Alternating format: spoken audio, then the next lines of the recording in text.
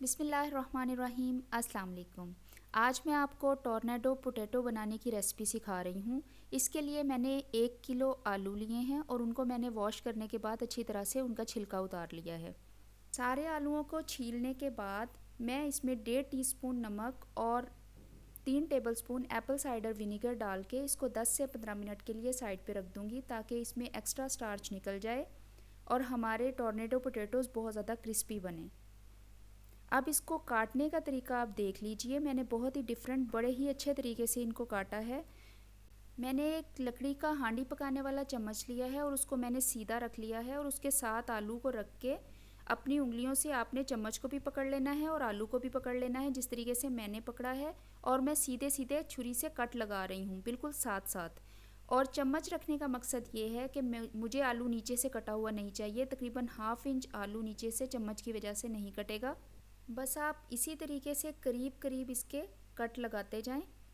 और ये बहुत ही आसान है। आपको देखने में शायद मुश्किल लग रहा हो लेकिन आपको सिखाने के लिए मैं बहुत ही आहिस्ता आहिस्ता ये कट लगा रही हूँ। नहीं तो ये 1 मिनट में ये आलू बहुत ही अच्छा बहुत ही प्यारा सा स्प्रिंग बन जाता है। अभी आपके सामने मैं काट के दिखाऊंगी। और सबसे बड़ी बात यह है कि ये विदाउट कटर बनता है। इसके लिए हमें कोई एक्स्ट्रा चीज़ की या गोल गोल घुमा के काटने की ज़रूरत नहीं है। इसको सीधे सीधे कट लगाते जाएं। चम्मच को उंगली के मदद से साथ ग्रिप करके रखें। अब ये देखिए ऊपर से ये आलू कितना अच्छा कट गया है लेकिन नीचे से नहीं कटा। अब यहाँ पे आप गौर से देखिए कि मैंने अब छुरी को सीधा नहीं रखा, मैंने थोड़ा सा तिरछा रखा है। फ्रंट से आपने सीधे सीधे कट लगाए थे साथ साथ, और जब आपने बैक साइड करनी है तो आपने थोड़ी सी अपनी छुरी को तिरछा कर लेना है। अगर हम यहाँ पे छुरी को सीधा रखेंगे तो हमारा आलू 2 टुकड़े हो जाएगा, जो कि हमें नहीं चाहिए। हमें इसको स्प्रिंग बनाना है और स्प्रिंग बनाने के लिए ये एक ट्रिक है कि हम छुरी को थोड़ा सा यहाँ पे टेढ़ा या तिरछा रखेंगे। ये प्रैक्टिस अगर आप इसको रिवाइंड कर करके देखेंगे तब भी आपको समझ आ जाएगी, प्रैक्टिस करेंगे तब भी आप बहुत अच्छी तरह से ये आलू बना लेंगे। और इसी तरीके से टेढ़ा काट के आपने इसको पूरा कंप्लीट कर लेना है। और अभी मैं आपको दिखाती हूँ कि ये कितना अच्छा स्प्रिंग बना है। देखें, हमने कोई कटर यूज़ नहीं किया, कोई मशीन यूज़ नहीं की, और ये कितना अच्छा छुरी से एक छोटे से ट्रिक से हमारा स्प्रिंग रेडी हो गया है। इसमें मैं शाशलिक स्टिक डालूँगी। अंदर से कटा होने की वजह से बहुत आसानी से इसके अंदर शाशलिक स्टिक चली जाएगी। मैंने छोटे साइज़ की शाशलिक स्टिक ली है क्योंकि मेरे पास जो कढ़ाई है उसका साइज़ छोटा है। और अगर आपके पास बड़े साइज़ की कढ़ाई है तो आप बड़ी स्टिक लें, क्योंकि इस आलू का स्प्रिंग बन चुका है और इसको आप आहिस्ता आहिस्ता जितना चाहे इसको खोल सकते हैं। और जितना ज़्यादा यह खुला हुआ होगा उतना ही ज़्यादा क्रिस्पी बनेगा और उतना ही ज़्यादा अच्छा फ्राई होगा। अगर आपके पास बड़े साइज़ की कढ़ाई नहीं है तो आप इस आलू को हाफ़ भी कर सकते हैं, लेकिन मैं इसको पूरा बना रही हूँ। देखिए कितना अच्छा ये दोनों साइडों से स्प्रिंग बना है।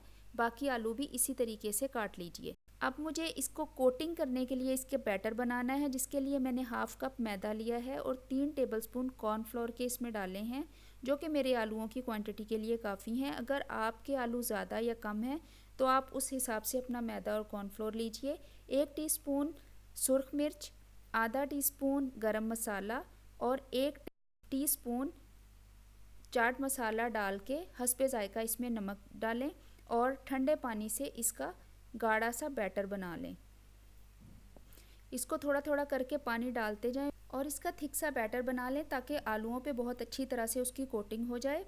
पानी में से निकाल के आलूओं को चम्मच की मदद से चारों तरफ से बैटर डाल डाल के कोट करते जाएं। और जब चारों तरफ से कोट हो जाएं तो बॉल की साइड पे थोड़ी देर के लिए खड़ा कर दें ताकि एक्सेस निकल जाए, जिस तरीके से मैंने किया है। ऑयल को मैंने गर्म होने के लिए रख दिया था। ऑयल को अच्छा खासा गर्म होना चाहिए और उसमें आप टोर्नेडो पोटैटोज़ डाल दीजिए। फ्रेंच फ्राइज से फ्राई होने में ये थोड़ा सा टाइम ज़्यादा लेते हैं। तकरीबन 15 मिनट में एक बैच इसका रेडी हो जाएगा। आहिस्ता आहिस्ता इसको दोनों साइडों से पलटते रहें और उसको क्रिस्पी सा फ्राई कर लें और इसको पेपर डाल पे निकाल लें ताकि एक्सेस ऑयल एब्जॉर्ब कर ले। और इसको बाज़ार में 2-3 तरीक़ों से सर्व किया जाता है। मुख्तलिफ़ किस्म की सॉसेस यूज़ की जाती हैं, मेयोनीज़ डाली जाती है, इमली की चटनी भी कुछ लोग डालते हैं, केचप भी डालते हैं। मैं सिर्फ चाट मसाला छिड़क के और केचप के साथ इसको सर्व करूँगी। अगर आपको मेरी रेसिपीज़ अच्छी लगती हैं तो आप मेरे चैनल को सब्सक्राइब करें, मेरी वीडियो को लाइक करें और मुझे इंस्टाग्राम पे और कमेंट बॉक्स में अपना फीडबैक ज़रूर दिया करें ताकि मैं और नई अच्छी रेसिपीज़ और आसान रेसिपीज़ बनाती रहूँ। टॉर्नेडो पोटैटोज़ को केचप के साथ इंजॉय करें। बहुत शुक्रिया।